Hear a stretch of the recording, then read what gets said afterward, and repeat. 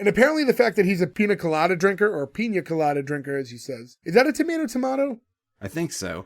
I've always just said pina. No, it's got the little it's got the thing on accent top of it. It does have the accent, but I feel like the pina. song is, if you like pina colada, is it pina? Fuck, If I you don't like, know. it's Double pina guessing. coladas in the song too. Yeah. It's pina in the song. Pina in the song. No, it's not. It's not like if you like pina colada. Yeah. You just said pina. No, he's I saying said it it's doesn't not sound right. that. That's what he's saying. It's like If it you sounds like like pina on the song. Pina colada.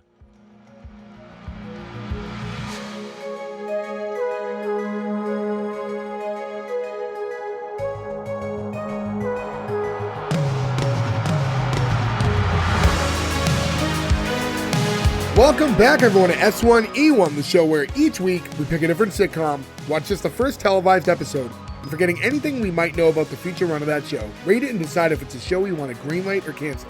This week we're going to be talking about Grace Under Fire. Grace Under Fire went 112 episodes over 5 seasons on ABC. Today we're talking about episode 1, which was called Pilot, originally aired on September 29th, 1993. To get things started, I'm Jay Gags. With me, as always, the boys, Nick, Joe, Ferg, and Gordo. What's going on, guys? Heyo. Yo. That's because you are a big flaming pie hole, Carl.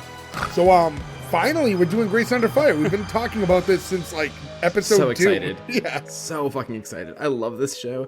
Also discovered some crazy things I totally forgot about this show. I forgot that, in season 5 or whatever, Tom Everett Scott comes in as her, long-lost son she gave up for adoption when she was, a teenager. And this would have been right before That Thing You Do. Oh. So the first time T.E. Scotts came into our lives, a lot of different stuff. I forgot that I knew there was 2 Quintons. I forgot there was 3 Quintons. 3, because of this episode. And R.I.P. Johnny P. Jules. Yeah, what? I was looking through the IMDb. Why are there so many? Well, the first one, and we'll talk about it, I guess, as we get into it, but Yeah. the one in this episode just was one of those got changed after the pilot situations. Okay. And I guess we'll talk about it as we get into the character, I think. And then the second one is a much more interesting story. Joe, you know about it in decent detail, right? Yeah, I have friends who are friends with him out in Oh, Portland. really? And yeah, I have a bunch of his records. Was very saddened to hear of his very young, untimely passing. He's actually in the credits of this episode because it plays Weird, the yeah. pilot with... It doesn't even mention the original Quentin's The name. in actual pilot. actor, yeah, you can't look him up on IMDb.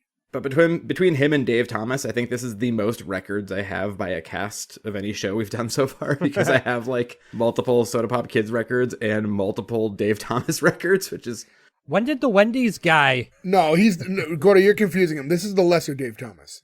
Excuse me, did we tell us on the podcast before? We've talked about this a few We times. have gotten Yeah. in this argument, man. Yes. The day that Jay came into school all sad that Dave Thomas died, and I was like, no, I love that CTV. And you're like, no, the burger guy. It's like, who gives a fuck that Dave Thomas died?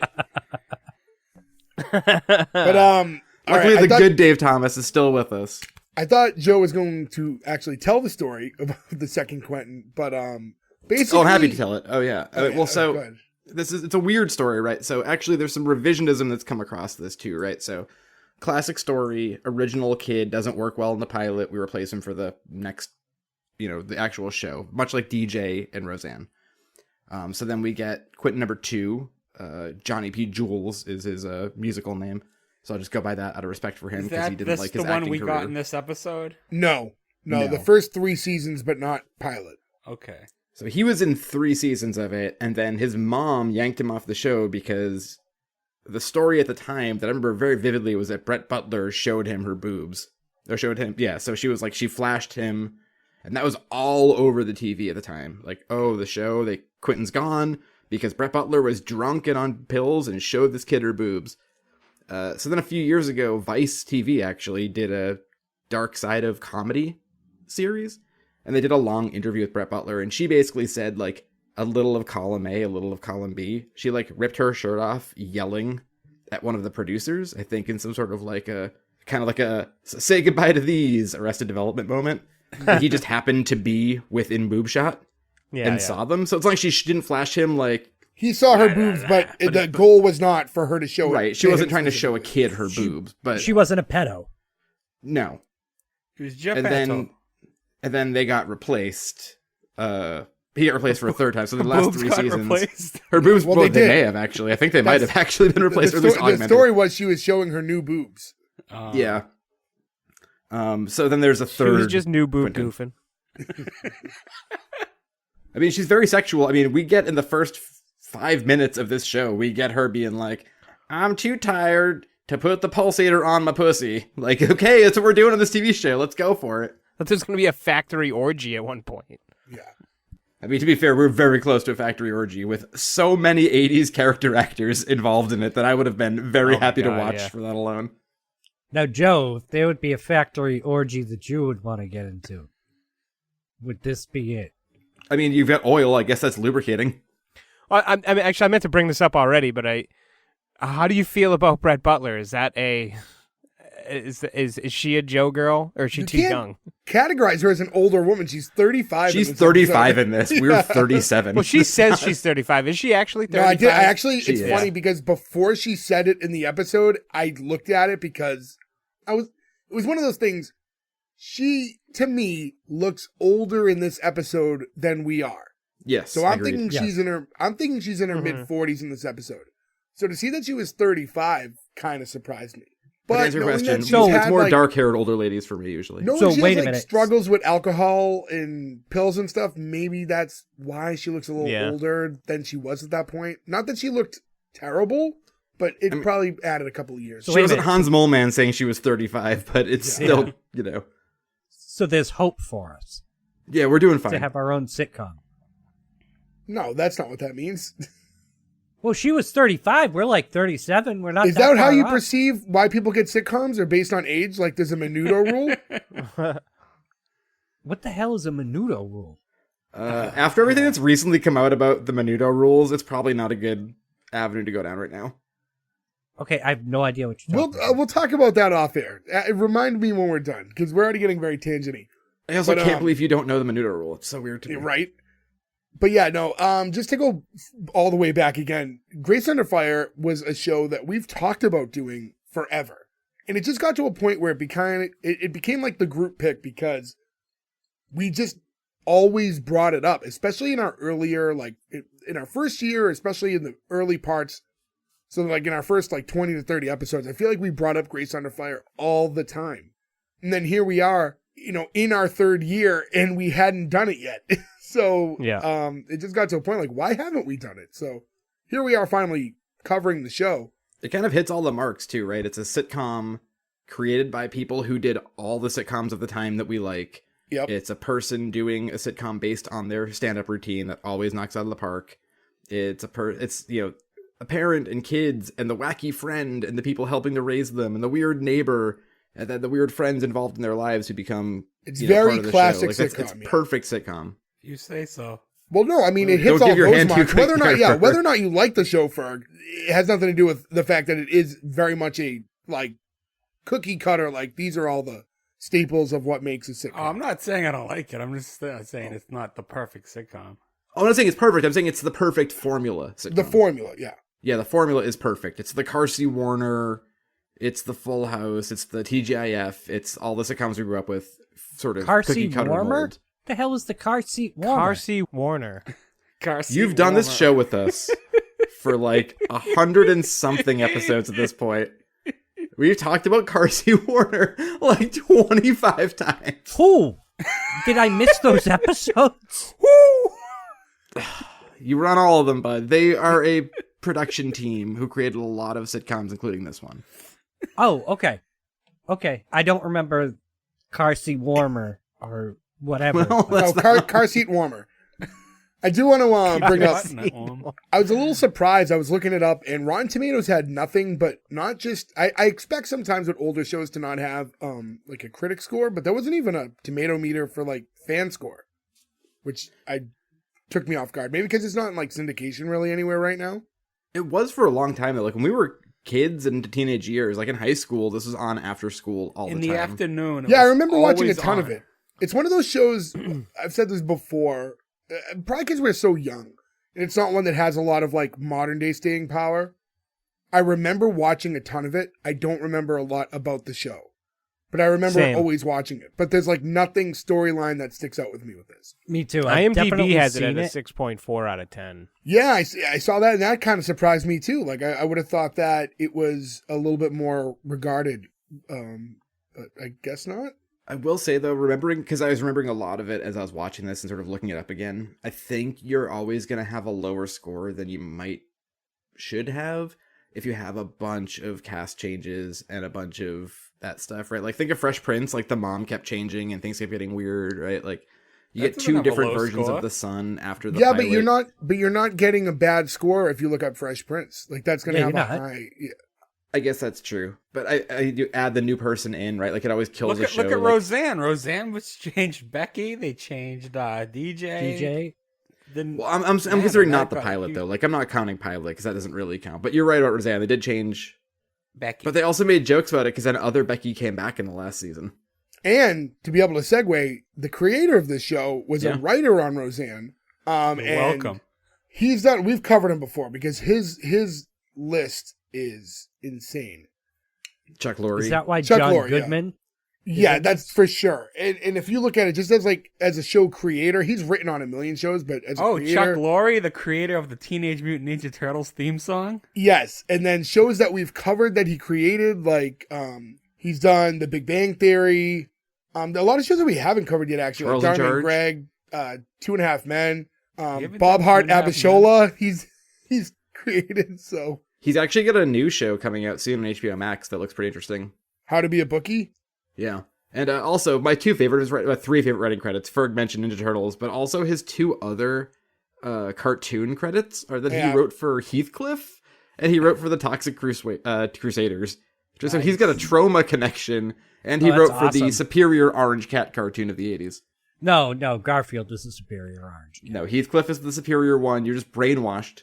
Heathcliff is amazing, and you are just big Garfield, big Jim Davis, and big Garfield has whitewashed or orange washed the hilarity of Heathcliff and the Junkyard Cats out of existence right now, and I will not stand for it.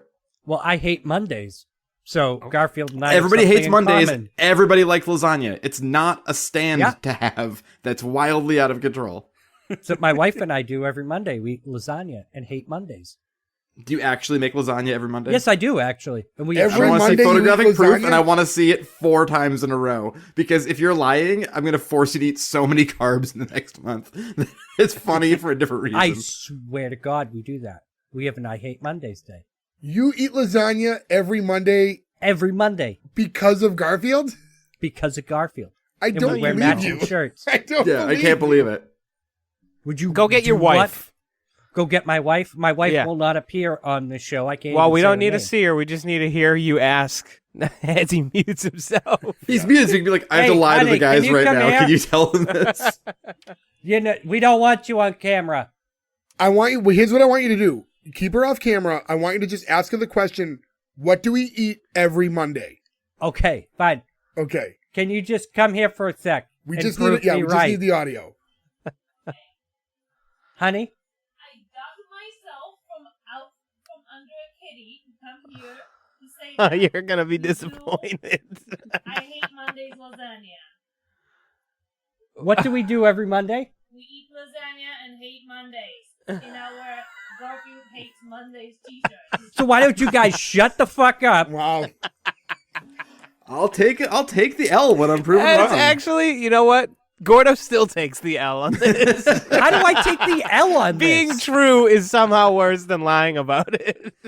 Imagine. What? I think that's adorable. Why don't you guys, you're just jealous that you It's don't have fucking... I'll give you a little bit of an adorable factor. I also like the idea of we're in the summertime and there's gonna be days where it's like oh my God, so hot. 97 degrees on a Monday, and you're like, we have to eat the lasagna though. It's Monday. I'm not even kidding. I've eaten lasagna maybe 20 times in my life. Really? Like, yeah, it's just, Really? it's such a heavy, cheesy dish. Like, I you make can't one eat every it a lot. Thanksgiving, but that's the only time of year we have it. Is when I Every make it Monday. at Are you Thanksgiving. making this from scratch? Like, No. are you doing like Stouffer's? Stouffer's? No, not Stouffer's. No, you get there's a good, it's a brand called Alfredo's. They're pretty good.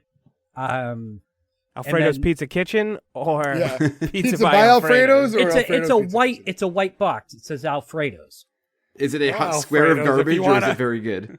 No, it's actually pretty decent. It's pretty decent. We've also had Rayo's, R-A-O. Rayo's. I was just having a discussion They about got Rayo's they last got night good sauce. because they Yeah, had so the they're- good vodka sauce last night. Yeah, the lasagna, it's okay. It's not terrible. Not terrible. They also have a good keto friendly sauce. Yeah, that's why they got Yeah, we're going popular. keto. Actually, Yeah. Rayo's. Yes, they are jealous of our lasagna nights, honey. All right. Yeah, exactly. They do. We're not jealous. We can have it anytime. I mean, they'll have lasagna Ferg weeks, said huh? that they're not jealous. They can have lasagna anytime. Tell them they are jealous of having that you have a cool wife. Huh? Yes. I'm a grown ass man. You know what I had for dinner tonight? Ice cream. So I was fuck going to say you. probably cookies. She can't hear you, Ferg. That was to you. Is he Oh. talking trash at me? Yes. Don't lie. I just said it was to you. Tell her Ferg said something awful. Tell her Ferg Okay. said something awful. Like what?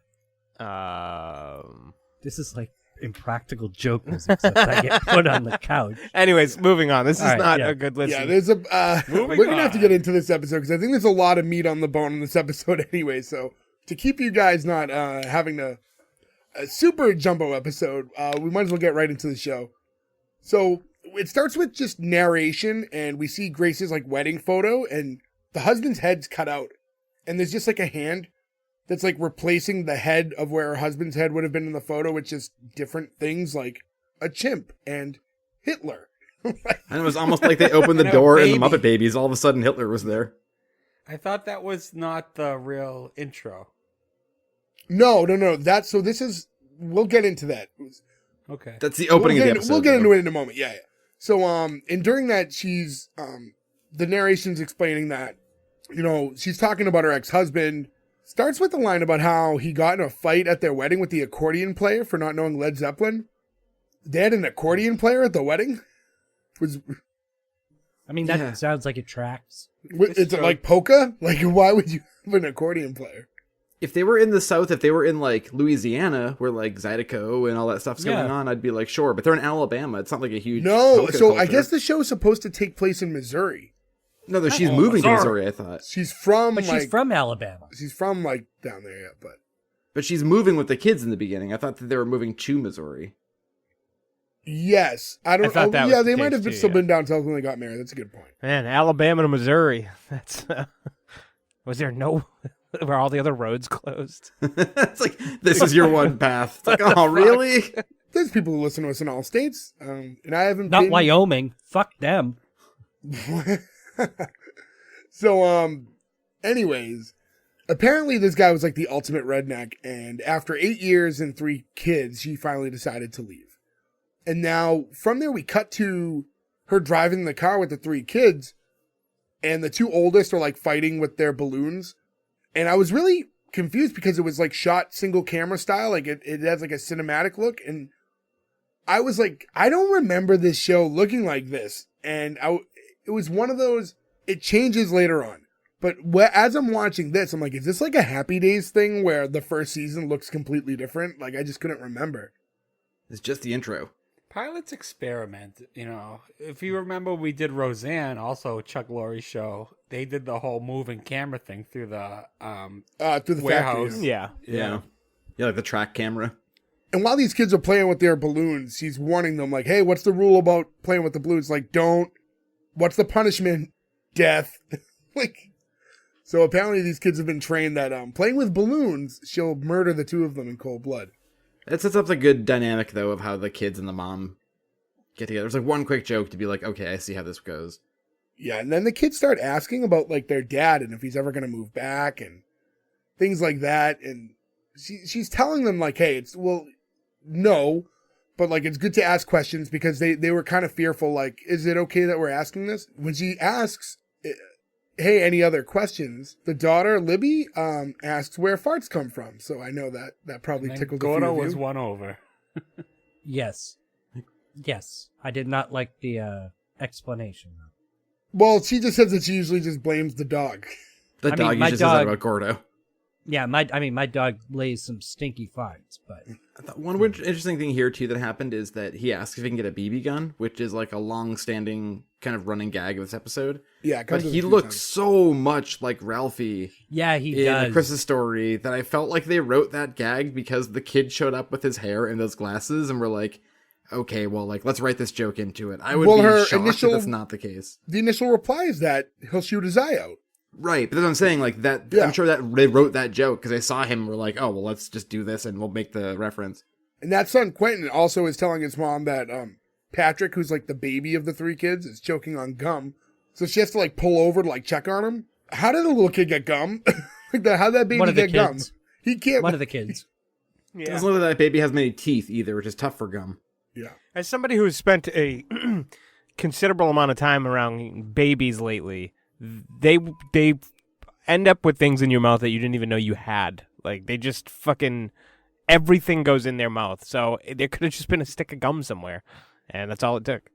And maybe it was on the back of the seat because one of the kids stuck it there and he grabbed it. And It was for those of you ABC listening, gum. just to catch you guys up, usually like a few times a week, Nick likes to go by like local nurseries and daycares and just like hang out with the kids for a little while and then goes home.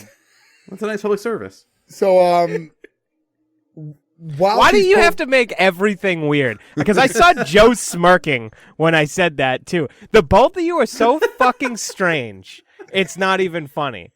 I'm You guys sorry are if somebody says creepy, pedo-minded anybody weirdos. puts whatever they can in their mouths. I'm do talking not about have the fucking brain. children. It's You like- psychotic little Hold weirdo. on. First off, what Joe said, I didn't comment, and there was so many obvious jokes that I didn't take. I left that on the floor. I went with something different. And if you want to take that as like a pedo thing, I was just kind of making it a creepy thing that you were just hanging out with random kids. If you want to take it there, that's some weird blind guilt. I don't know what to say. I wasn't talking about you or babies. I was just laughing because I'm 5. And so it says they'll put anything in their mouth. I immediately am going to start laughing. And there goes the last of the new fans we got from Great. So this is downloaded Fucking really creeps. well, but then Continue. it's undownloaded somehow? Yeah. How are our downloads going down? I didn't even know that's a thing. That's what But- they call it, downloads. Right. So, anyways, while she's pulled over, a police officer pulls up and heads over to the window and mentioned earlier, John Goodman. And now, as I like read up and like saw, okay, the creator of the show, the tie into Roseanne, he was a writer on the show. Like, you kind of understand it, but at the time, I'm like, the fuck is John Goodman doing? Right? Hey, good Yeah. pull. Yeah, is me all too. I thought. Like, I Right. didn't even Great realize pull. it was a Chuck Lorre show at the time. King And Ralph he is wants like, to be in your episode. You let him have it. Roseanne was what, 88, 89? Yeah. Yeah. The Start- show was still so- running at the time. This is like height of John Goodman popularity, too, that he's just randomly showing up in the pilot of another show. Oddly enough, uncredited. That's And I don't weird, yeah. understand how that happened. This might be the same year, too, that he did The Babe, when he was, like, doing kind of, like, interesting, weird roles, too, where he was like, I'm gonna play Babe Ruth in a movie. This I was forgot before he his did greatest that. role of Blues Brothers 2000. Oh, we don't talk about that movie. So, we do talk about, though, the episode that spurned that on of Roseanne, live Blues Traveler scene. So he pulled her over because she was like weaving while she was driving and also in a non-stopping zone. But I feel like she approaches it differently. But I think in that moment you can just say, "Hey, my kid was choking. I had to stop Yeah, the car." I thought the Yeah. same thing. That's me enough. too. But instead she just kind of like goes on and on about like everything going on in her life right now. She's like talking about how hard it is, like how like with being a single mom with the kids, and she has no social life and no sex life. Doesn't even have time to put the shower head on pulse. And he's like calling for backup while she's like going on this whole rant. Yeah, I thought that was good. It's kind of a risky play, though. I mean, it worked in the end, but could have easily gone. She's driving erratically, and she's saying she wants to kill her kids. she's We gotta not take fit. these kids away from her. Like, Well, an even riskier move is when you start saying, "Just shoot me. Like I can't Yeah. keep living like this. Waste me, Smokey."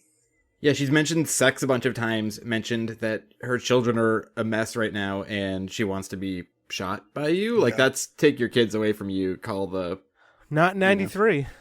Yeah, no, Different not time. 93. It also was enough very, to scare him away. Also It- very dangerous. She gets pulled over and gets out of the car. You never get out of the car. Yeah, I thought Yeah, that you was don't weird. do that.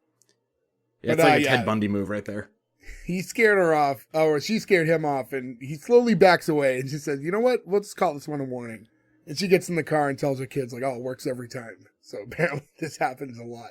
But a fun cameo. Overall, pro John Goodman cameo. It's just interesting to see that it was shot this way, coming into like a more standard sitcom. So to have this like cinematically shot first scene, like really threw me off. But not that it was a bad thing. It was just, I was very confused by it.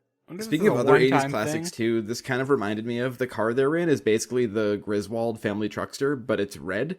And then they get pulled over by the state trooper, which is just like the scene in Vacation where they get pulled over because they have the dog attached to the back of the car. It felt very much like a Vacation reference. Oh, he's not just attached. He's being dragged for miles. Probably kept it for a little while. Poor little guy. So from there we get into the intro, which, Ferg, this is where it was different. So the intro in this video, very much like a very 90s music video kind of look to it. And it was just her driving around and like quick cuts. And it was like the theme we hear here is Perfect World by Michael O'Brien. The most like 90s, like kind of that like pop grunge like music that was going on around then. It's kind of like the Gin Blossoms trying. Yes. It's like the Gin Blossoms meets the Rembrandt song from Friends. Yeah, I was going to say Gin Blossoms too. But that was what we watched was like, in most of you who do watch Grace Under Fire, if you catch it anywhere, if it's streaming anywhere now, or if you have the I think DVDs. It's on Freevee on Amazon. So when you do that, you'll catch this intro. And that was the intro that was used basically from like seasons 3 to 5, I believe. But the original intro, and I sent you guys the link, originally was completely different. It was also just like an acid footage trip. of her kind of getting through life, but it was like more in color, and her home with the kids and her at work. But the Aretha Franklin version of Lady Madonna was the song that they used in the first 2 seasons. Did that intro have the other kid in it? Because the kid I saw running around didn't look like the kid from this episode. It's the Quentin from seasons 1 through 3 is in the in the syndication trailer. Okay, so that's the other Quentin. All right. I did not. I know like what he looks like. I did not like the other intro. The Lady Madonna one you didn't like? No, I didn't like that version of Lady Madonna. My thing, well, regardless of how you feel about it versus like the Beatles version, I think that song and intro was kind of a better fit for the show than this like Gin Blossoms like intro that they went with for the later. It just doesn't fit. Yeah, it doesn't fit at all. Her character or the story, like, you know. Agreed. So and like, also in the black and white one, she's driving around in like a perfectly restored classic 50s car. So like you get the Gin Blossom song, and then you get her in like a very expensive car, and then it cuts to her, and she's like, "We don't have money, Quentin." You're like, "Well, that's not the same show. I don't know what's happening here." Well, back then, an old car was just an old car. It wasn't like vintage. It was just shitty old car. I think in 1993, a car from 1950 is still like a classic, though, right? Yeah, true. So after that, we get to the first scene of like post intro, and we get the exterior shot of the house, and now we cut to Grace entering Quentin and Libby's room. Like I said, from this point forward, it's like standard 3 camera, which I thought was like, I don't know, it just really like confused me at first that we went from one to the other like mid episode like that. No, not really, because it was sitcoms generally sometimes tend to do that when they're driving. And like it's almost like those on location shots. Like I know maybe not pilots that we covered, but like when like sitcoms go on location, like to Disney World or one of those things, they'll usually go to like the single camera shot. Those won't be a 3 camera. Yeah, it was just, I don't know, a weird way to start your show. The first visual you're getting of the show is away from your standard format. Different than everything else you get. Most sitcoms would have had them in the car and just had like the screen moving behind them. Yeah. It's obviously that they're not really in a car. Oh, and they're in a car, but not really outside. What also, like in this scene, what kind of caught me was the fact that Libby and Quentin share a room. And I understand that like there's a money factor that goes into a lot of this. Like she says that, you know, she's pretty low on funds, but I can't think of any other show where a brother and sister share a bedroom. That's a good question. Brother and a sister sharing a bedroom on... I mean, step siblings maybe, but... Any shows with twins? I can't think of anything right now. I'm like, I was thinking about it as I was, you know, doing my notes, and it just really kind of stumped me.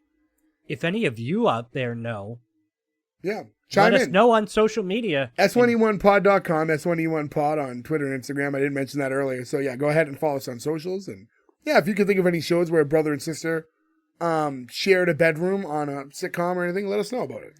It did maybe happen we'll on send the you Brady something. Bunch. Behind Maybe we'll the send you scenes. something. No, when they were fighting over the room for Oh, Greg right. and Marsha. Oh, yeah.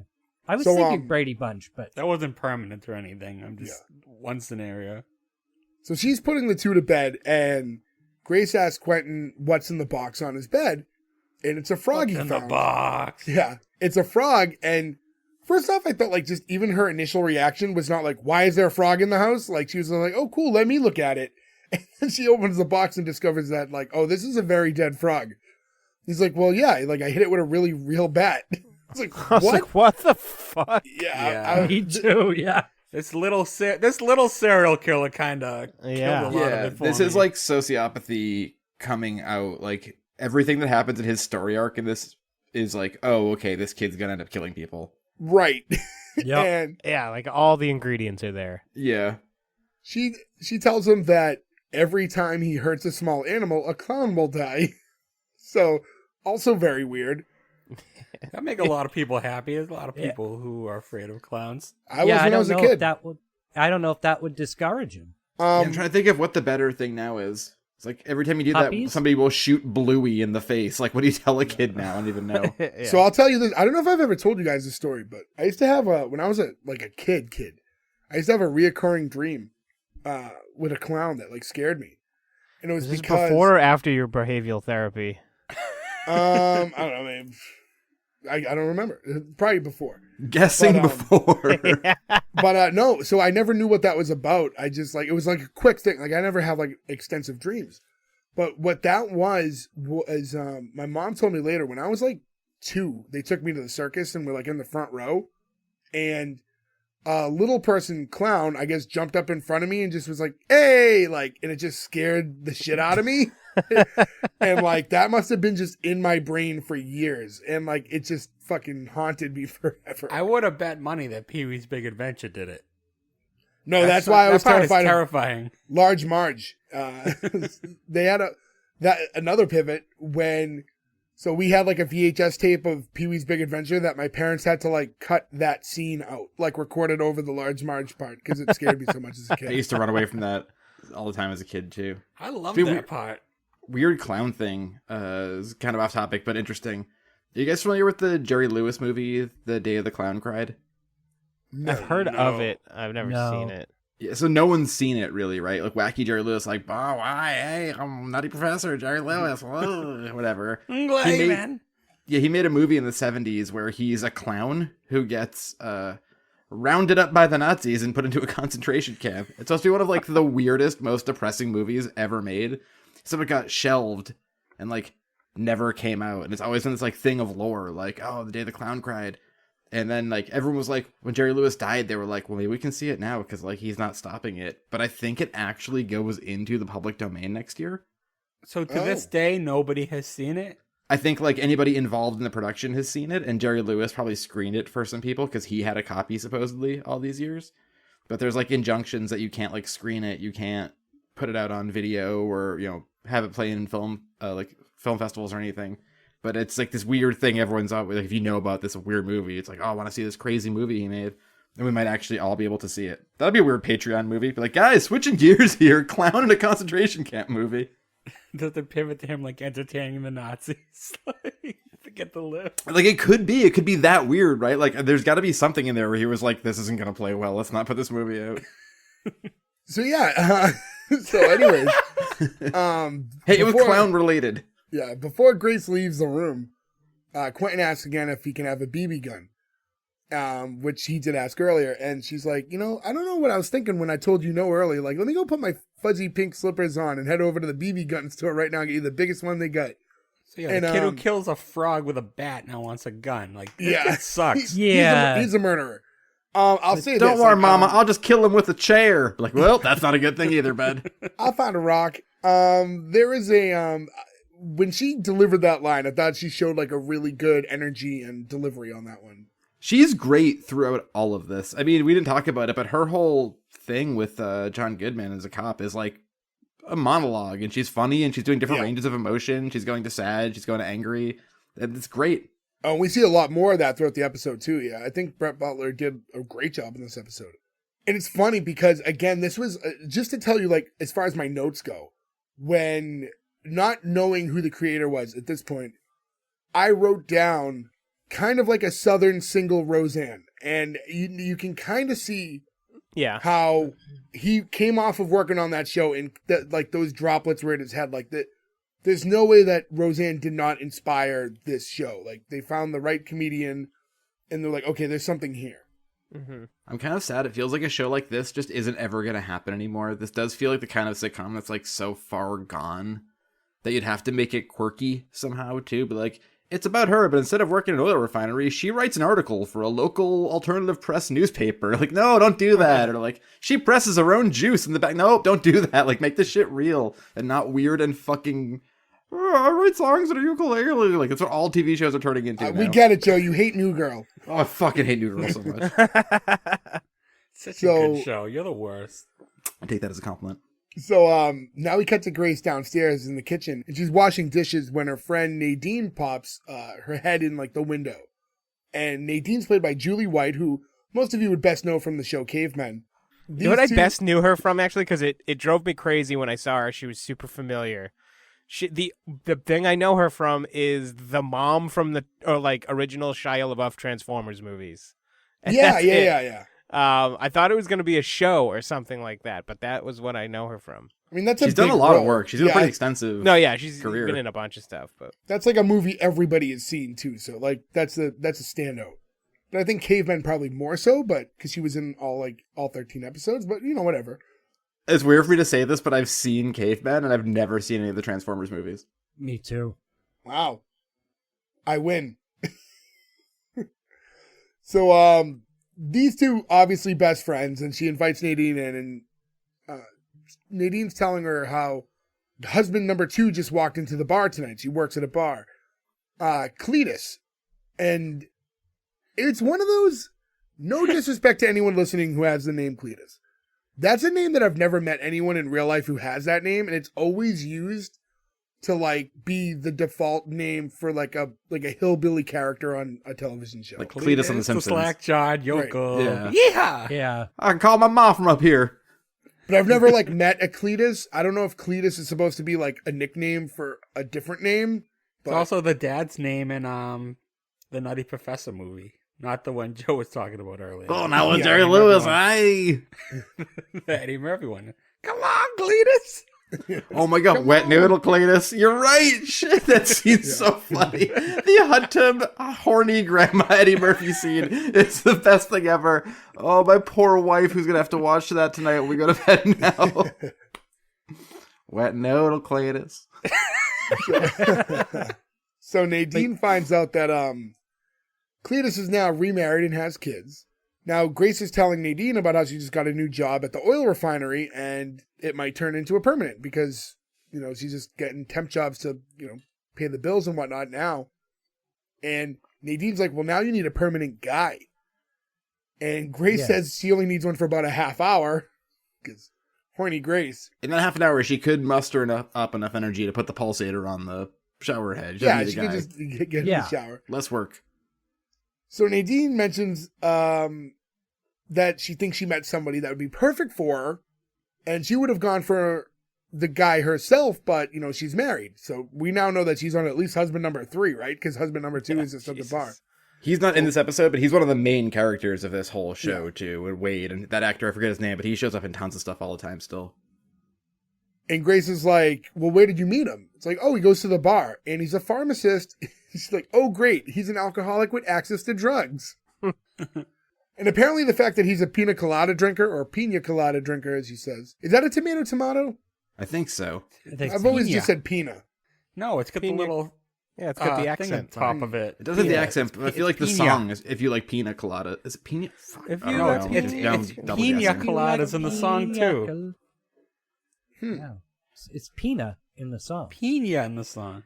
No, it's not. It's not like if you like pina colada. You just said pina. No, he's saying it doesn't sound right. That's what he's saying. It's like it sounds like pina on the song. Pina colada. But regardless, the thought process is because that's what he drinks, he can't be an alcoholic. That's typically just not what they drink. I don't know if there's any validity to that.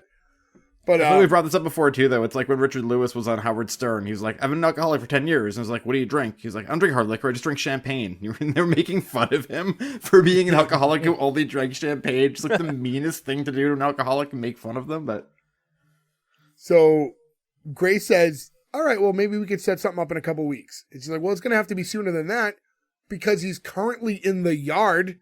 Like, what the fuck are you doing? You can't just... First, you want to set them up? Sure. Having him just wait around in the yard is also weird. Imagine being this guy, by the way. Like, it's just a weird dynamic.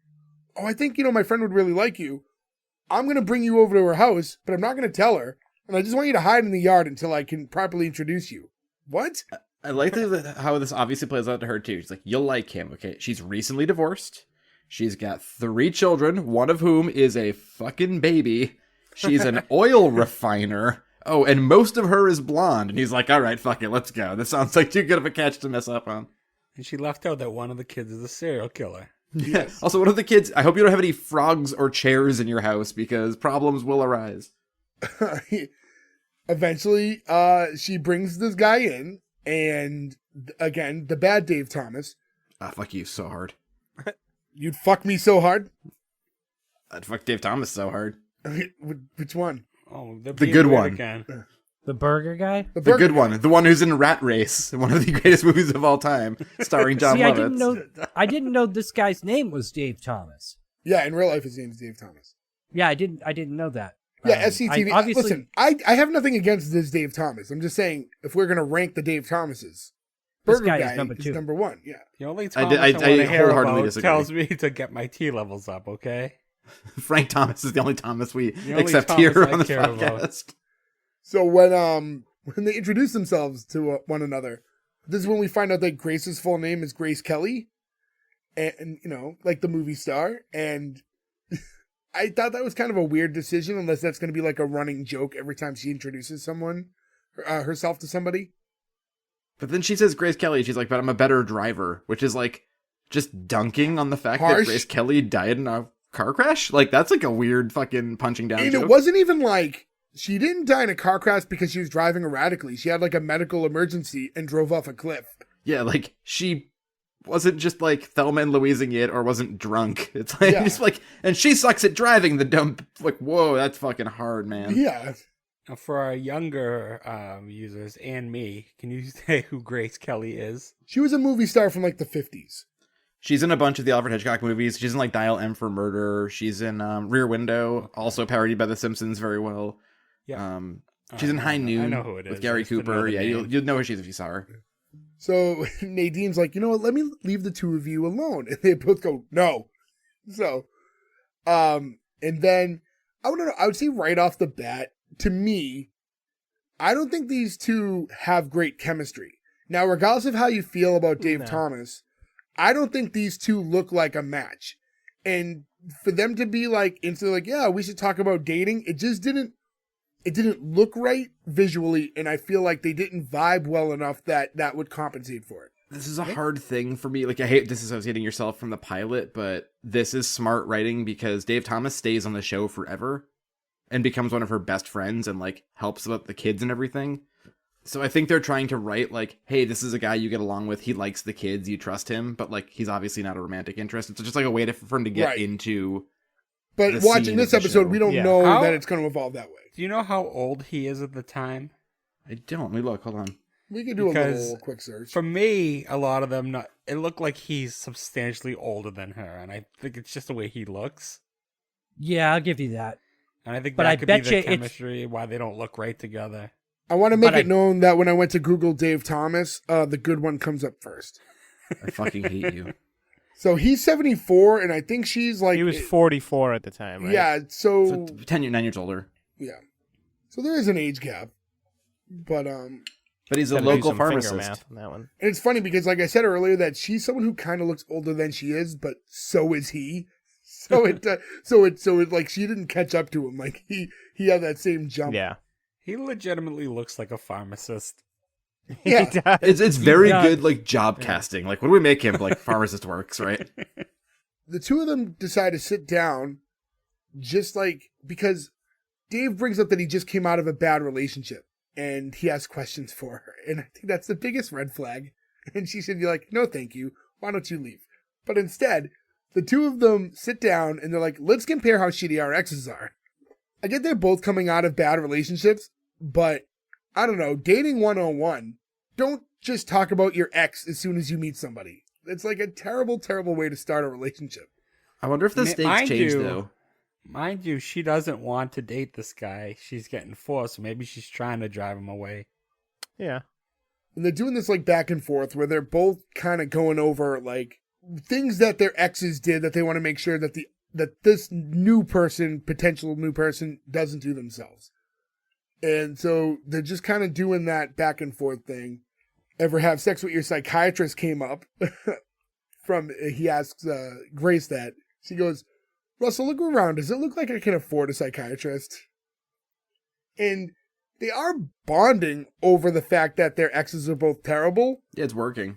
and agree to go on a date because of it. I just think that, again, it's if we're going to go into some sort of realism and get out of the sitcom world, just don't do that. If you meet someone for the first time, there's any romantic interest, don't bring up your ex right away. Also, even with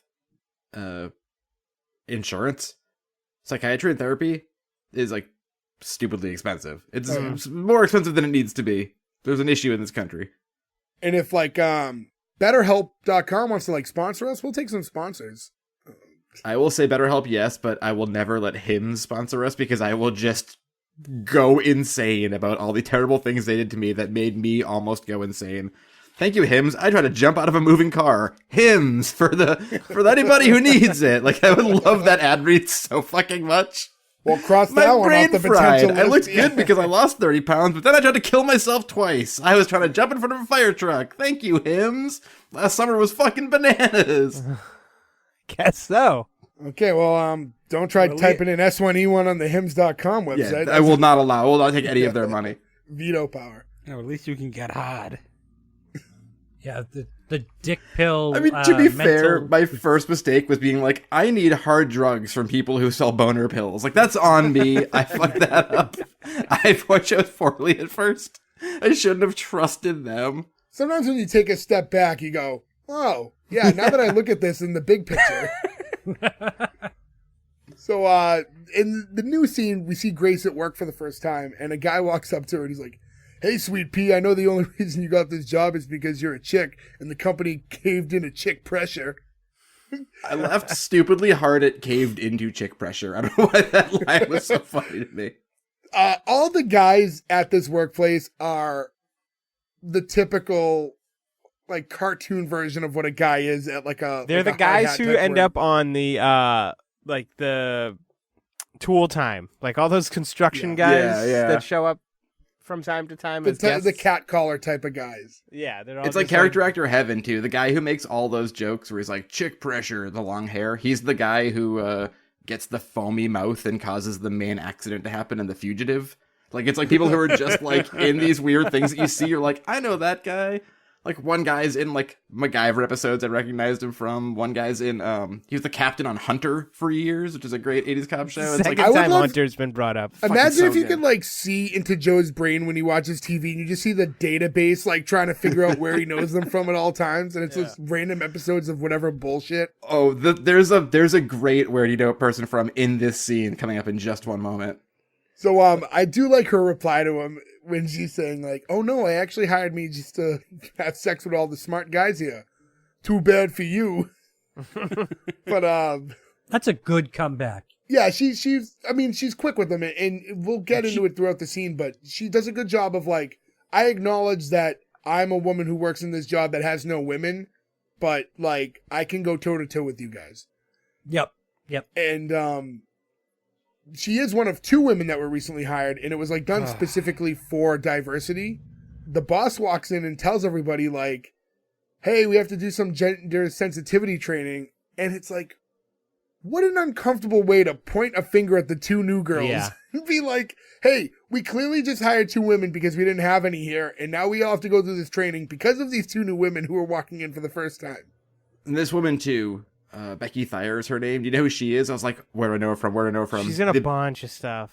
My memory bank was going, and I realized she's the girl in PCU who screams, "Stop the penis party!" I was like, yes, it's the Stop the Penis Party girl from PCU. I'm so fucking happy. Also, like John Goodman, uncredited in the episode. Like, That's so what's weird. going on here? And she has, like, a speaking role. Like, both of them. She's John a Goodman, I get named it. character with a first and last name. Most of the other Right. guys don't get both of those, you know? Yeah. When they find out about the training, this guy again goes, I got your gender right here. How'd you like to train it? So You guys are me and sexist for laughing. so me in 10 years, because that's something I would definitely say. And Gordon's been fired for so many jobs for saying that unprompted for no reason on Not day at my one. job, but I would actually say that too. one of Well, said the it to the heat miser. one of the guys asked the boss, what kind of harassment can I do? And I'll say this. This is going to be like one of those tough conversations, right? A third gentleman speaks up and says, hey, my brother's been on the waiting list for 3 years to get a job here, and now you just hired these two skirts? Now, I'm not saying calling them skirts is the right approach, but valid point, right? They got to cut the line for we need women here, so. Well, if you remember in the time frame, that's what was happening, affirmative action. Not to say that it's not a good thing or bad thing, no politics, but that's the time. And no Guys politics just now. They're dancing talking about around pulling the it back now. subject. It's not dancing around the subject. I'm saying Gordo is. It's one of those things where, listen, having 'cause the I don't debate wanna does no good, right? Like, there's no use having the debate about how anyone feels about that. All I'm saying is, this guy's perspective, my brother's been waiting 3 years for a job here. He has a valid point. Where everything else is being said, other than the fact that he called them skirts, is everyone just being like super sexual harassment. He does have like legitimate gripe. They should have slid in a joke like, yeah, well, your brother's also on meth or something like that. Or like, Yeah, that would help. Yeah. That would have been like, that's great. Yeah, that's better writing. Be like, yeah, well, he's X, Y, and Z, and that's why he doesn't get it. Yeah. He's a drunk or whatever. Your brother fucked my wife. Like, It was the first time the F word was ever used on this the groundbreaking episode of Grace Under Fire with the phrase, well, you fucked my wife. So the boss is continuing to go over some of this training, and he's going over terms that you can't call these women. Skirts being on the list already, so let's strike one on that guy. That's when that dude, his name's Carl, the guy who says, I got your gender right here, said, how come nobody's ever sensitive about what they call me? And that's when the boss, Joe, your intro to the episode today, was the boss calls Carl a big flaming pie hole. And this gets like a nice reaction out of everybody. Which now, but what does that mean? I thought I didn't that know. too. I didn't know. I didn't understand. I think it was like a mix of a lot of things, right? The flaming And it made- implies like a gay disparagement. and Yeah. just pie hole is just your mouth. Like, shut your Right. pie hole. So maybe he just talks too much. I guess he called him a big gay mouth. Is that the breakdown? maybe. I mean, it could be. If we ever meet Chuck Lorre, it would be like, quick question. What'd you That's mean by what this? we ask him. Yeah. He's like, you guys can this ask me one episode. question about sitcoms. Excuse me, anything sir. You have a want. storied career in the sitcom industry, creating so many timeless shows and writing on countless others. But in episode 1 of Grace Under Fire pilot, we're just wondering why the boss decided to call Carl a big flaming pie hole inside the actor's studio. Yeah, we did James Lipton here. R.I.P. He then asked the two women, like, what do you prefer to be addressed by? And the girl, Wanda, the other one, is, she gives a pretty normal answer. And I don't Grace think goes, that's normal.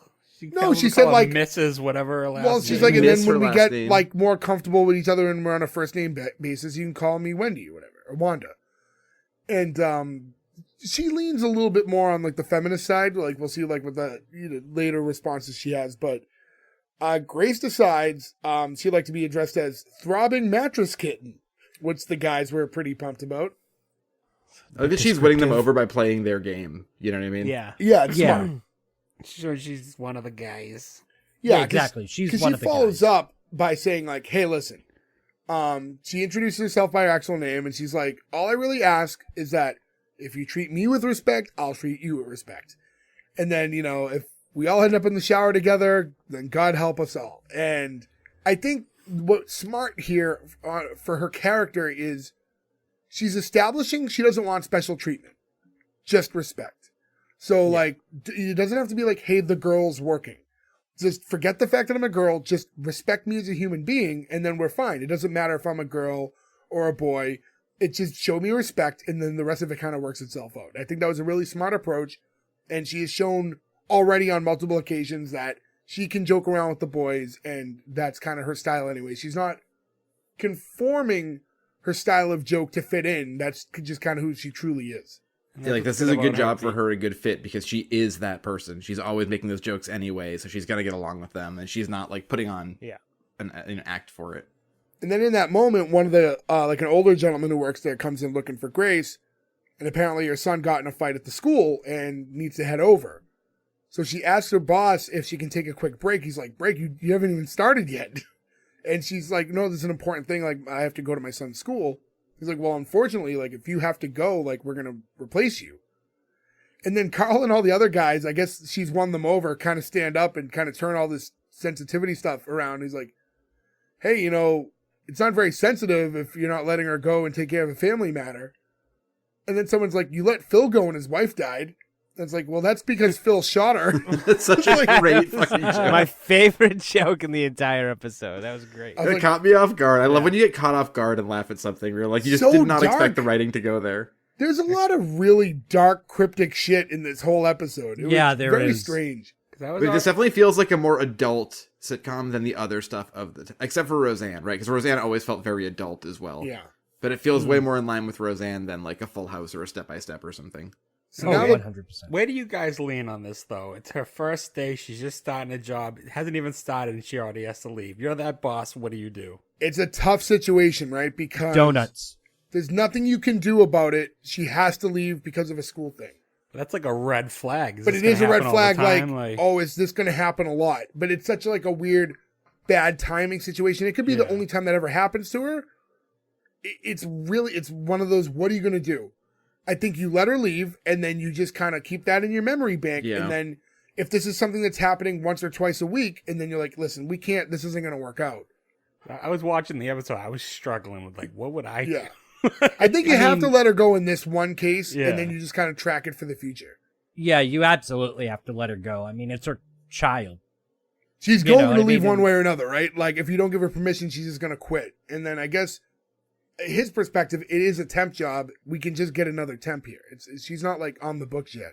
And in a situation like that too, as far as we know, there's no one really else who can go, right? Like, so if you had a situation like that where if I had to go do something I couldn't because I was at work, right? Like you have people around you who could go do it, but we think she just moved there. Yeah, and she's a single she's got mom. one friend. Yeah, like, and it's a kid. Like, I think you have to let the leeway go there. And like you said, Jay, like if it happens multiple times, you obviously have to. It's an issue, but.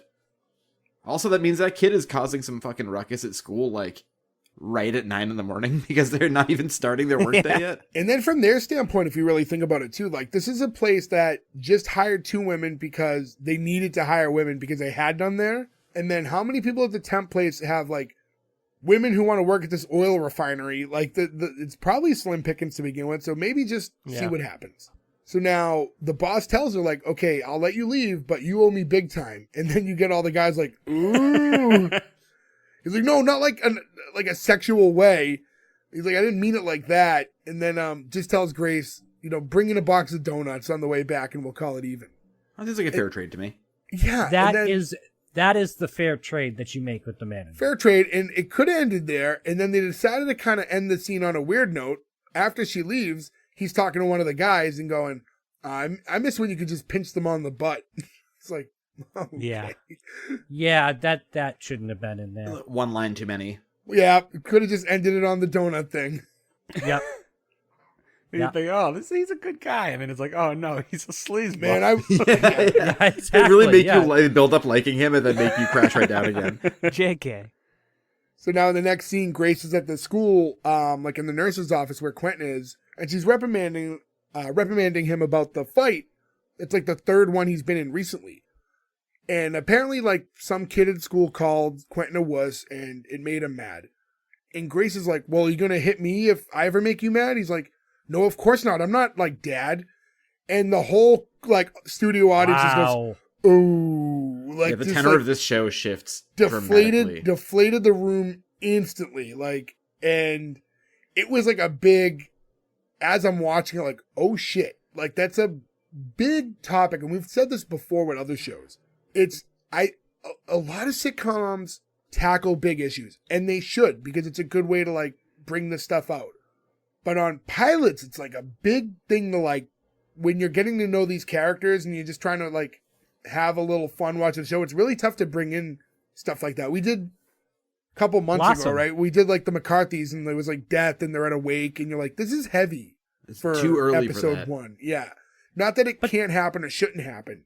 What It's did we just cover? What did we cover when the son was like an Blossom. addict? Blossom. Blossom. That's right. Oh, Blossom, yeah. Blossom we was had the same thing way then, too dark. So I was going to say, between your two examples, like, Blossom was, like, super dark. And the McCarthys, that was kind of a lighthearted death. Yes, but it was still Yeah. Like, what was his name? Fatty or whatever? I didn't Like, have as much of a problem with the wake as you did for that No, show. I didn't either. I didn't wasn't think that on was that that show, big of a but- deal at all. I mean, it was Well, funny 'cause the they whole tackled time. it. Like They did keep it more comedic. I just don't think that's the way to introduce characters, because you're watching them, like, out of a situation that, like, isn't natural. So it was just kind of, I don't know. I just think you need to have, like, a straight up episode first. But we've talked about the McCarthys and Blossom, and for those of you fairly new to us, go back and listen to those. We did them both fairly recently. So again, check those out. Grace asks her son, like, what did you mean by that? And he's like, I would never hit you. This is when she's realizing that he's known, and this was something that she was trying to hide from the kids. And again, it takes, like, a very hard tone shift, because the acting is very serious at this point too. He asks, is this, like, the real reason you got divorced? And she's telling him, yeah, I was so tired of being scared all the time. She eventually gets him to admit that he was a little scared too. And they do bond over this. It was a good, like, to see the characters, like, on the parental, like, standpoint, like, they worked really well together. This was one of those, like, we mentioned how this Quentin only exists for the pilot episode. And I was like, this kid's pretty good. Like, I don't know if there was other reasons they decided to go another way or if something happened with him. But I was like, this kid's pretty good, and they have good chemistry, and the acting's good. Like, I don't know why they decided to go away from him after this episode. A weird thing for this, too, though, is you've now made the dad character a supervillain anytime you bring him up, and he's going to eventually show up because he's these kids' dad. Right? And the actor they get to play him later on is Jeff Pearson from Unhappily Ever After, the dad from that show, right? Like a super funny, like from Dexter, right? Like that guy rules. And I remember being a kid and being like, oh, he's like the funny, quick-talking ex-husband or whatever. And now I'm like, oh, they set it up that you know he's also hitting her? Like, that's a weird hole to dig yourself out of if you ever want to bring that character into a comedy. you can't put the toothpaste back in that tube. Yeah. Like that's Right. you're yeah, never exactly. And the way they describe it in this scene too, it's not like it was like a one-off and she said, you know what, I'm out. It was like this is a she was thing. enduring it for a while. So yeah, to then bring Like that serial character abuser. down the way you can road. get around that later, though, is you say when they were together, he was an alcoholic, and now he's clean. Well, that's Something I like that. assume, Like, and I don't It must be, remember, yeah. but that's definitely how they have to attack that at that point. He has to come in and be in recovery and be good now and apologize for what he's done. But yeah, it's still tough to like. That's still on that character at that point and tricky. Again, it's just a really tough topic to deal with, and again, I think it's good to discuss these things on shows. It just Not you on could pilots. feel the mood shift. And for the pilot episode, maybe I would have held off on that a little bit. They were trying to give you some backstory. And now Grace asks, like, does Libby know too? And he's like, no, Libby's stupid. and it kind of closed out with her just reminding him, like, moving forward, the only acceptable time to hit anyone is, if you have to defend yourself.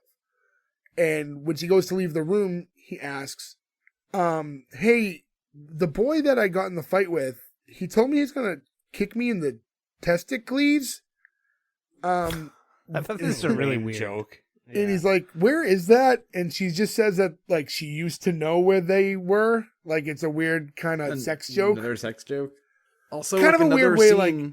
They just didn't need to end this way, too. It could have been ended on the, like, you tell me, and you defend yourself only, blah, blah, blah. It could have gone to the next scene without this joke. Yeah, I think a lot of times on these shows, when you go heavy, they try to end it on a joke to, like, raise the mood back. But you don't always have to do that. And if you're going to do that... make it a good joke. Make it a joke that exactly. lands. You know what I mean? Like, testicles.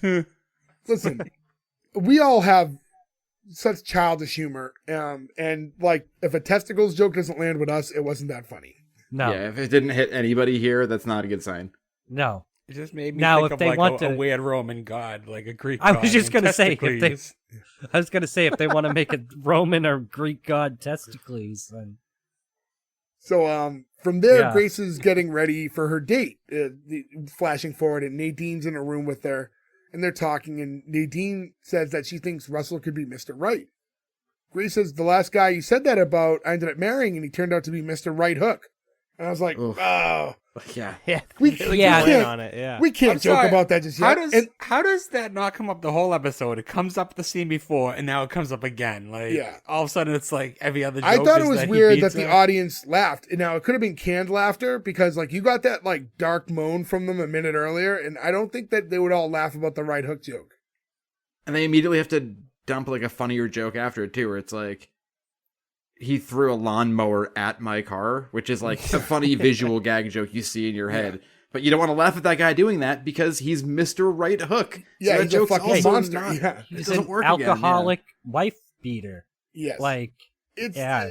Again, this heavy, is makes it. This is making our show heavy. right. Yeah, it's like it's a weird line when you have to That talk is about not it. what our show is supposed to be here. No, Yeah. this is not what our show is about. And Grace asks how she looks, and Nadine tells her it's conservative yet horny. I was like, I don't know about that outfit looking remotely horny. It was like, it's a very like big flowy like complete. I don't know. I don't know how to describe it because I don't know women's clothing enough to describe the pieces, but it didn't come off horny. I'll tell you that. Didn't track as horny for me either, yeah. Conservative, though. Conservative yet conservative. Yeah. And then as Nadine's leaving because she has work, Grace asks again, like, are you sure I look okay? She's like, you're acting like a 16-year-old that's never been kissed. She's like, I'm from Alabama. By the time you're 16, you've been kissed. Like, insinuating in the way she's delivered it that they've done much, much more by that point. Which they can't not help a button joke, too, where she's like, but relatives don't count. Waka, waka, waka. Like, Like, we're runs out, leaving like, again on a weird thing now. Yeah. Yeah. Show So now, really before took a you- turn in the second Before half. your husband beat you, Yeah. you fucked your cousin. Waka, waka, There waka. really was- Have a there good was a- date. The moment the kid brings up, like, how the father hit her, like, this, it was just like... Pandora's box. It just, Yeah. you're rumbling at this point. Like, your traction's off. You can't get back, like, right on the track at this point. We cut to Russell and the kids sitting there watching cartoons together because the babysitter's late. And they're watching Yogi. And he's trying to, like, cut tension by asking Libby, like, how come he wears a hat and a tie but doesn't have any pants? It's like, he's not real. I Also, knew Quentin's that. just wearing a dinosaur face mask Yes, for no reason. Yes. for no reason. So now the doorbell rings, and it's the babysitter who's with her boyfriend, who's like this typical 90s dumb guy I like rock character, but he has that like kind of surfer inflection in his voice. And he also looks looks exactly like Anthony Kiedis. He does. yes, he does. Yeah. Yeah. These dudes look like they were at the casting call for Airheads and showed up I like was- 5 minutes too late, and they were like, we got to I roll was- for you I guys. was I was gonna going to ask- say that. Because I knew Gordo was going to go with something else, but... No, I was going to go with Airheads. No, I mean, when I said Anthony Kiedis, Yeah. I knew you had something else in the bank. But yeah, he's kind of the, he's like, did you know that they make beer and flavors now? And they he's made don't. even more annoying by being a microbrew dickhead, but in Well, first 1993. chill, okay?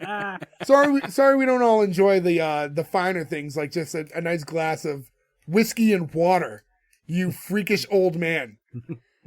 Sparkling water. It's bubbly. Oh, bubbly whiskey, everyone's favorite. It's So- delicious. We And all listen, know as- Joe drinks a champagne of beers. That's true. I'm a high life man. So when it comes to This isn't high life though. Yeah. This is water.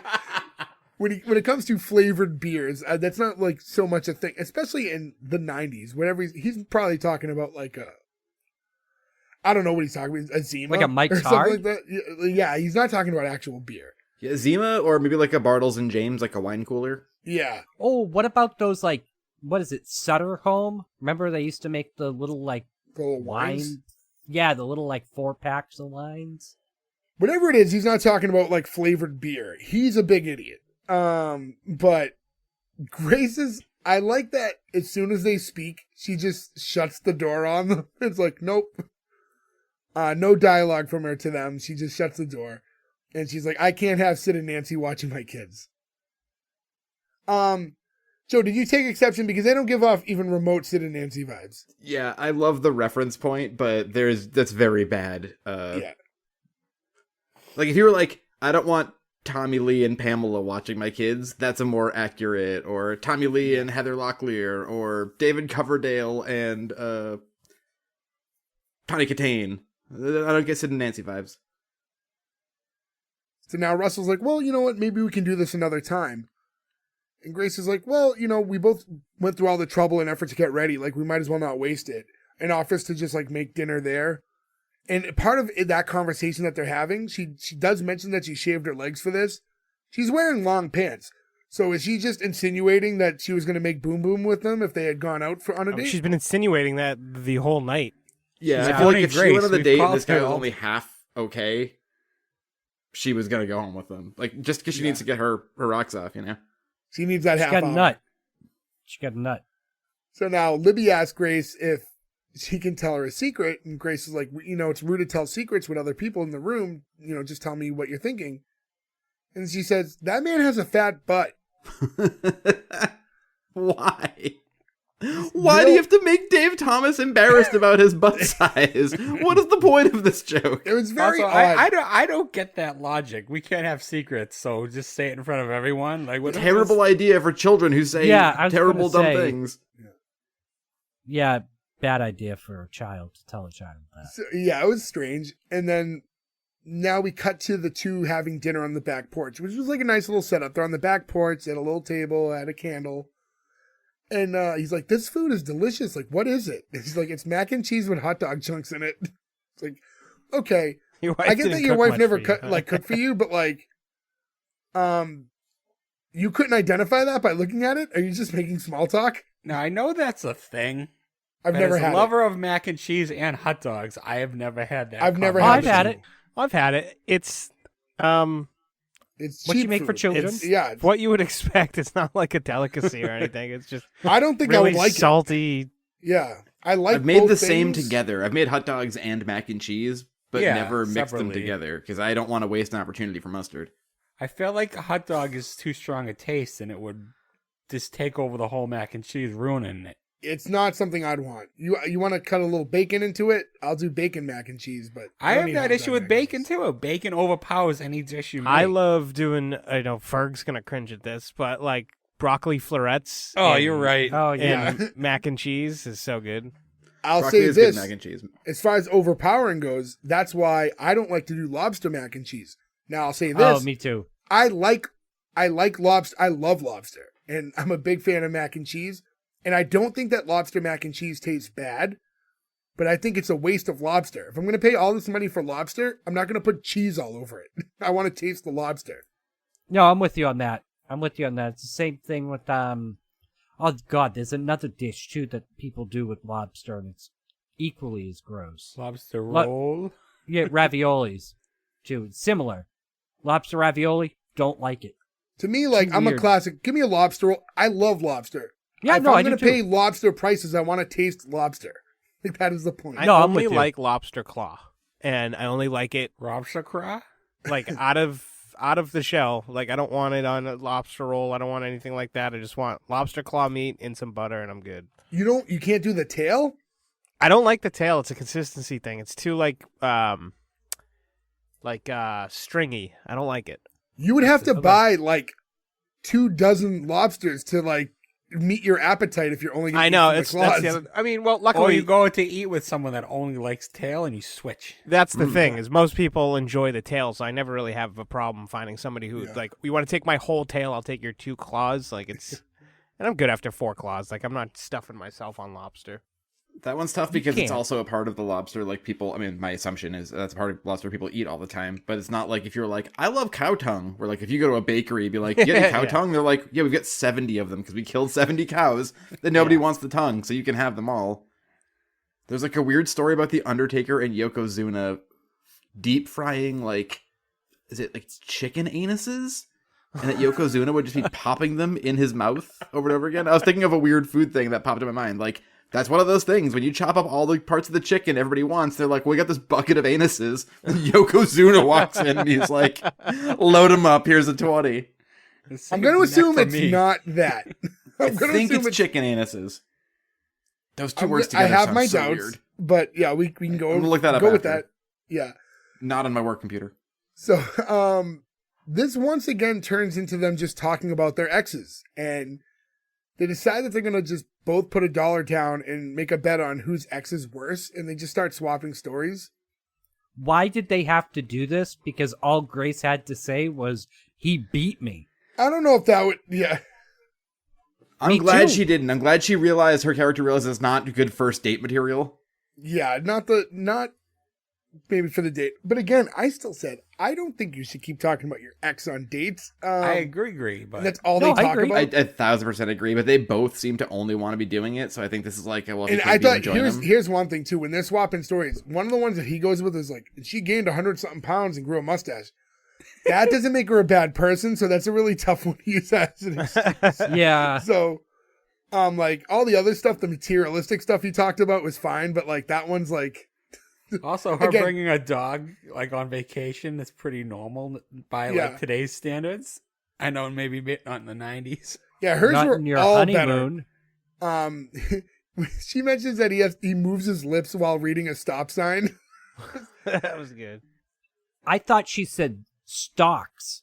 No, stop signs. No, he's not a smart guy who's watching what like is a the Dow stop Jones sign index going up? changing.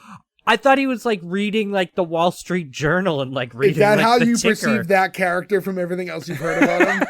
No, that's why I thought it was Yeah. kind of funny, because why would this dumbass be reading like stock tickers? No. Maybe that's why he's so angry. He's so bad at it because he's not smart. When he gets angry, he gets punchy. I don't get these numbers. And then also mentions Ooh, that dark. he wouldn't let the kids watch Star Trek because there's a colored girl on it. I was Yeah, like, that's the one. A Yeah, quote unquote there we go. Hey, colored and girl. Joe, again, you mentioned like Yep. this character eventually joins the show, and now he's like a woman beating racist, like, cannot be alcoholic. redeemed. yeah, like it's too much. Like, even if you go like, I'm sober now, it's like, nah, there's a line. The racism isn't a sober. Yeah, the racism Yeah. thing would be like, Yeah, if you're drunk and you're racist, that means that you're drunk when you're sober and you're quiet about it. You know what I mean? Like, Yeah. that's not like I was drinking and things were bad. Like it's a hard to redeem character. Plus, no matter how racist you are, you're gonna be attracted to Uhura. She's fucking beautiful. So I can't believe I know who it is you're talking about and agree. That's who he's talking about. I don't know much about Star Trek. I'd have to look it up. But, That's the original Star you'd know Trek. her My if you brain saw immediately her. went to he was thinking about Star Trek TNG because that was more of the time. But So it's Whoopi Goldberg. it's Whoopi Goldberg, or he's so drunk that he thinks Worf is a girl. That's way funnier. So she wins. She wins the $1 there, and Also, Whoopi R.I.P. yeah. So she brings up to him like, just sitting here on in the back porch with another grown up having dinner and talking is like, this is the most fun I've had in months.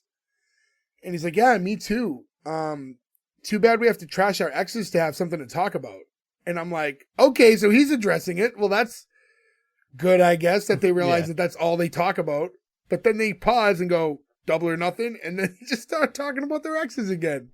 I think it sets up though that like, look, they're not a compatible. If it's a mutual thing, then it doesn't matter, right? Like if it's I one know, it's person who is who is doing nothing but that, then it's strange. But if they're both doing it, I mean, it's still weird, but it's better at least. I think we're both of the mind that they're both recently divorced. That's usually a sign that the attraction is still there, though, and you don't want that because that tells me like she's not gonna go back because she got beat and all that stuff. But he'll go back to the mustached like fat woman, like he explained. Like the thing is, so like when that happens, even if you're only saying negative things, what you are telling the person that you're on a date with is that my ex is still on my mind.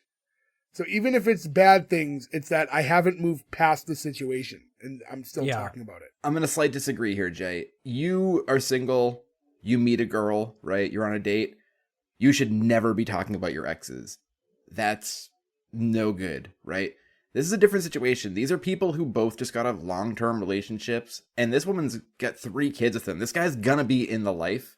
So you're also mentioning that he sucks to this guy because if you start dating, hey, guess what? This shitty guy's going to be around sometimes. He's the kid's, hey, guess what? Graduation day, racist guy who hates O'Hara is going to be there too, right? So I think it's situationally different. No, I know. I just think there's a line. Because you said it earlier. I know he does pop up later in the show, but I'm to understand that she moved from where they were to Missouri, right? So maybe he's supposedly just out of the picture completely, so he wouldn't be at all. And it's just a thing that, like, still, this is when they first met in their first date. So, yes, eventually you're going to tell him about your ex and some stories and things are going to come up, but it doesn't have to be on the first date. Yeah, why can't they say, hey, what's your favorite movie?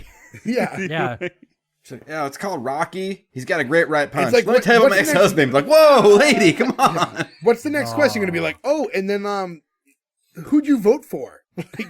Yeah. How do you feel about religion? Yeah. So it's just like one of those things. What are your thoughts on abortion? Let's get this all on the table on the first date. So, isn't there a rule? Religion and politics. I thought it was like Ford. Like the acronym is like Ford or something, I remember. Found on Road Dead. Friends, relatives, occupation, dreams. That's what you should talk about? Yeah. I was going to say, that's a weird off-limits list. Because don't talk about your dreams and family. Like, what? No. What That's kind of rule is that? the topic you should stick to. Yeah, no, that makes sense. I thought you were talking from the opposite angle. I'm like, why would I not talk about my dreams and family? Do you have family? I realized I don't want to talk about that. Like, that's fucking weird, yeah. That's a red flag. I don't You don't talk about dreams because that's when you're sleeping. Yeah. I'd rather talk about stuff when I'm awake. But now we get to the last scene, and Grace is putting the baby to bed, and Quentin walks in and asks why his little sister gets to stay up as late as him. And she says, because little girls are cute and get whatever they want. And when he says that that's not fair, she says, well, that's because little girls grow up to be women and then they're punished for the rest of their lives. And this felt very much like a Roseanne dialogue. And they head over to his and Libby's room, and she's tucking the two in, and Libby's expressing concern that if her mom marries Russell, that her new name is going to be Libby Fatbutt. Poor Dave Thomas. Why? The son's right. She's dumb. Yeah. Yeah. She acknowledged that he had a fat butt. I don't know why she then thought that was his name. And then Quentin again asked for a BB gun. And he's a little over-obsessed with that gun situation. But we've established that he's definitely a serial killer. So no red flags there at all. Yeah. After Grace shuts the light and leaves, Libby asks her brother if he wants to hear something really weird and tells him that a girl at school's mom married another lady. Now she has 2 moms and had to read a book about it. And then Quentin's like, yeah, we're lucky to live in a normal house. And she's like, yeah, we have one parent like everyone else. 90s! Yeah, I'm like, this is a weird of the time thing. Such a... Wow. So, weird way to end it. Real weird. It was like, okay, so I can understand 2 kids being like, oh, two women are married. That's weird. But then to pivot with the like, yeah, we're lucky. We live in a normal house with one parent like everybody else. It was just like a weird tone. Some of these jokes didn't completely land. There's a lot of like framework that you can make the argument that it's the time, but with that last line, it's like, what about all the family of like with like divorced parents or dead parents or people that just have one one living parent. Like, You live with their grandparents, so that live like with Yeah. aunts and uncles. There's all that's different like scenarios. a fuck Yeah. you to a lot of people. Not a Yeah. good way to go. Well, they were saying that they live in a normal house because they have just one parent. Like Yeah, that's normal. It's standard normal these to days. them. Yeah, that's normal to them. Yeah, Yeah, right. Never So they're mind. they're not trashing. No, they're it. saying trashing that- the two women. They're trashing the LGBT couple, saying that's weird. But it's weird to them as children because they don't know any better. They're not saying it in like a bad way. Yeah, they No, just but never. that's how it's coming off. Like, I would say Well, for later kids, on, there is a weird spin-off. Like, you know how like they used to love doing the episodes where like the crossovers. We've talked about a bunch of them before. There is a Grace Under Fire crossover with the Drew Carey Show and Ellen. And I think it was after, it might have been after the Ellen episode where she comes out as gay. Okay. So I mean, that TV show was basically only about that after that. So maybe that's a way to Oh yeah, the circle whole it show back. changes. Yeah. Co-starring Jeremy Piven. That's kind of one of those shows I was thinking about that recently because it popped up looking up Grace Under Fire stuff, and I was like, oh, we do need to cover that eventually. Jeremy Piven of PCU. All the right, penis yeah, there's party. a tie-in. yeah. Yeah, there it is. Bring it all back home. But yeah, anyways, yeah, the show ends on a really weird note. I don't know if there's anything else that I'd bring up other than, like, for me, it's just, again, it's just so funny that it took us so long to do the show. And for those of you who listen to us all the time, we're always bringing up shows and we're going to add it to the list, going to add it to the list. And then the list is super long.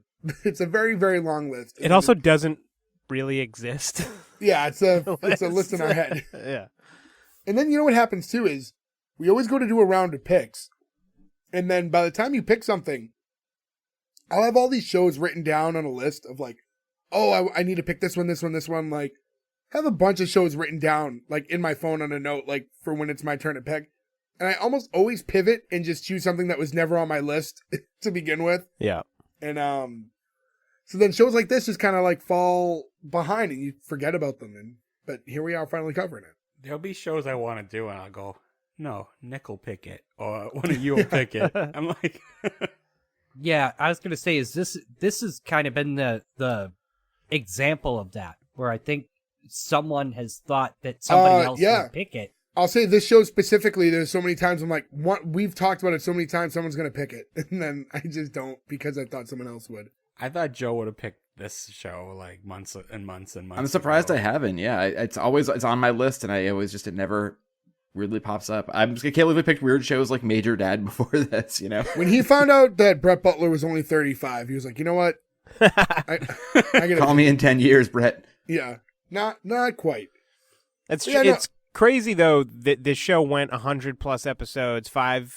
It got canceled mid-season, but like there's the whole background about Brett Butler being like this crazy addict, really tough to work Yeah. with, and the three Quentins and what's her name? Julie, is it Julie White? Is I think her Yeah, name? The she friend? left the show She left because allegedly of Brett. because of But it, then yeah. that's it. Like they went 5 years, 100+ episodes, and there's like no other info on this show besides the obvious like crazy shit Yeah. that happened. But there's not much else. Because I Probably feel like, because she was such a nutcase to work with. What kind of fun stories? Yeah, people can you just showed come up out and then with? worked Went and went home. home. Yeah. Yeah, but yeah, I think what happens too is because of all that, people probably didn't want to like, it doesn't get a lot of syndication now, and it's not talked about because that stink that's on it, because like it ended in the way it did and with all that stuff. And then because it's not like fresh in anyone's brains anymore, it just kind of like fades away with time. So a show like this that was so popular in its run is now like nearly forgotten about, which is it is kind of crazy, but a lot of that is just product of everything that was happening.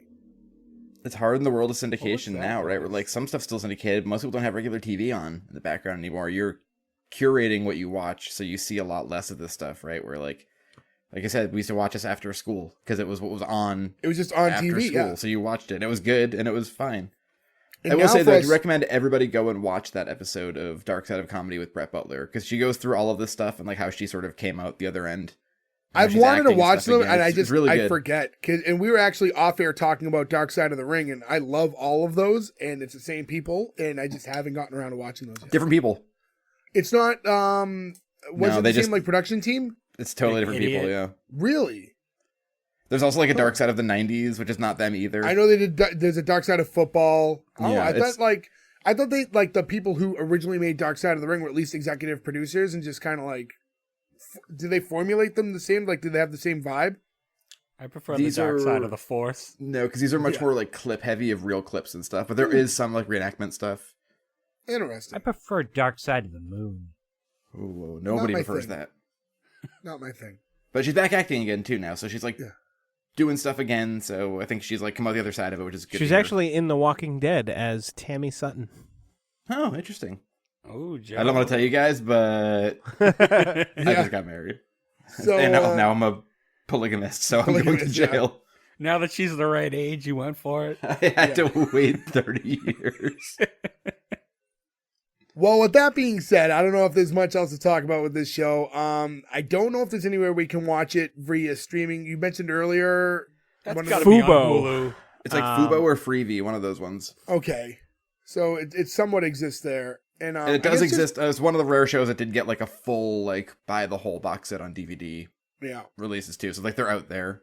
If I'm at Walmart and I see the box set, I want to grab it. I would love to rewatch this. This reminded me a lot of Reba, which we rewatched all of last summer. Yeah, that was kind of my, like, in my head, it's almost that, it's like Reba meets Roseanne. It's Yeah. kind of where this kind of falls. Like two shows I absolutely love. So this Yeah. is kind of, right in the middle.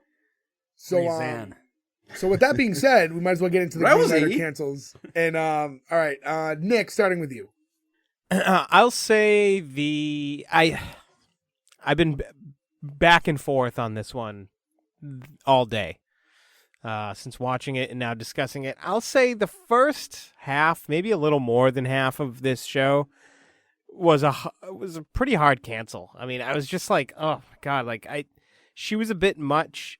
Wasn't really into the chemistry between her and the kids. I thought it was weird. But then you know what I think it was, honestly, was Dave Thomas. Like, I don't know. I really liked their chemistry and maybe the potential with them. And the friend there, Julie White's character, I liked, even though she was on it briefly. It kind of came around.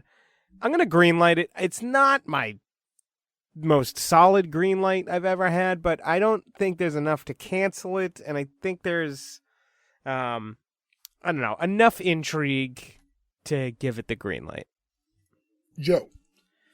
Yeah. So again, try to, distance yourself from shows when you're just covering the pilot. I kind of, again, the opposite of Nick, I liked the beginning of this show much more than the second half, because I think they kind of hammered in a little bit too much on some of the dark stuff, which again, I just didn't think is the best move for a pilot.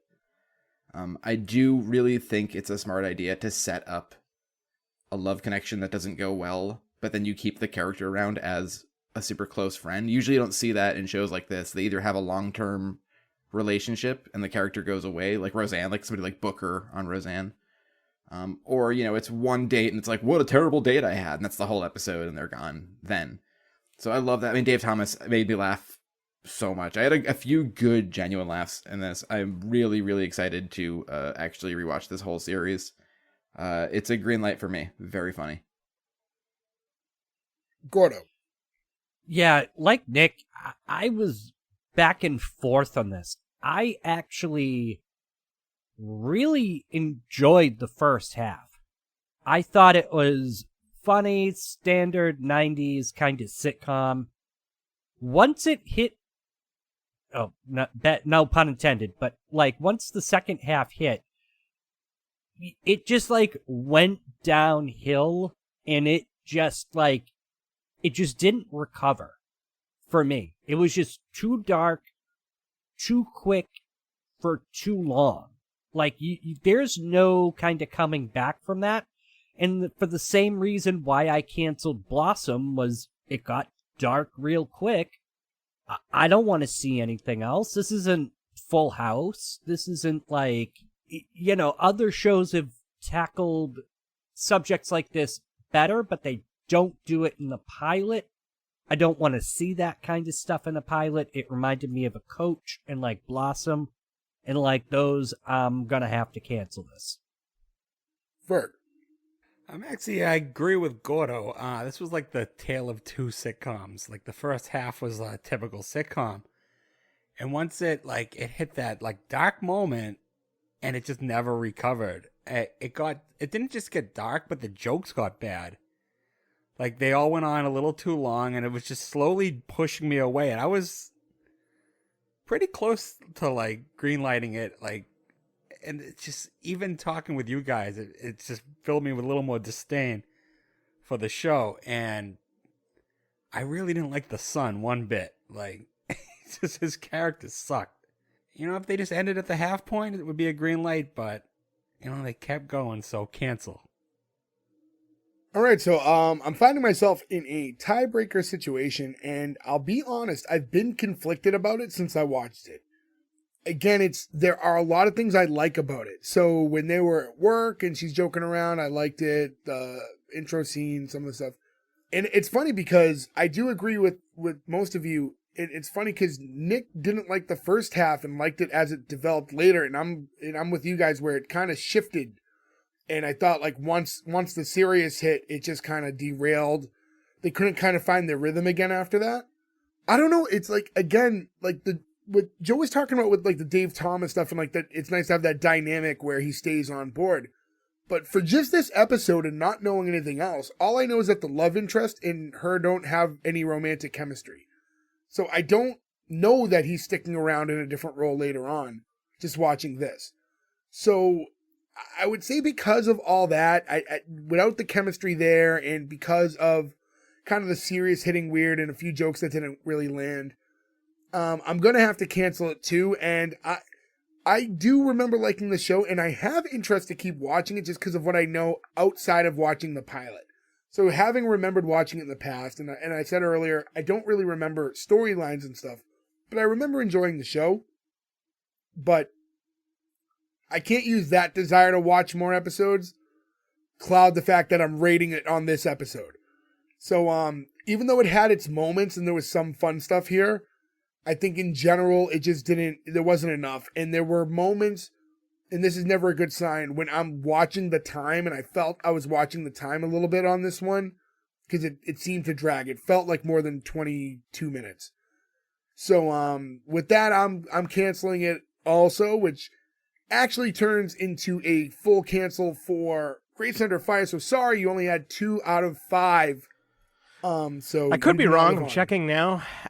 Have we canceled the show in a while? I feel like a lot of them have passed recently. We've been on a positive streak. So. It's been a minute since we gave yourselves. something a cancel. So I guess we could do a quick search and find out the information on that. But yeah, in general, lately, we've been pretty upbeat. I don't know if it was like just because we were picking shows that we liked or what was going on, but we definitely had a little bit of a run recently. And the last time we canceled the show was the McCarthys. Yeah. So and then, Like so, wasn't and that that long was, ago, though. no, like, but about 2 months ago, probably at this point. I want to say that we've almost been unanimous in greenlighting. Yeah, the we've last had like a couple of little shows. run of like fun shows. So, it's been a minute since we've canceled one. And then, before that, Daddy Dearest, which everyone but Joe canceled. Is anybody surprised by that? No, No. not at all. But, with that being said, again, sorry to Grace Under Fire. You do not live on to see episode 2 with us. Again, yeah, just 2 out of 5. But that's it. That's it, for this week. Go to S1E1pod.com. That's where you can find all the links to listen to us. Follow us on social media. Again, S1E1pod on Instagram and Twitter. We tell you guys every week, and we mean it. Hit us up. We like talking to you guys. It's really fun kind of finding out where our downloads are coming from. And, you know, everyone's really different, and it's kind of crazy. I've said this before. You know, you think you have like a demographic, and we just don't. We have people who are listening that are of, you know, everything and from all different places, and it's really cool to talk to all you guys and find out how you found us. So again, hit us up. But thanks again. We'll catch you again next week with another new episode. Goodbye. I know we still have the best Dave Thomas. Yeah, his memory lives on in other Wendy's. Baconator notwithstanding.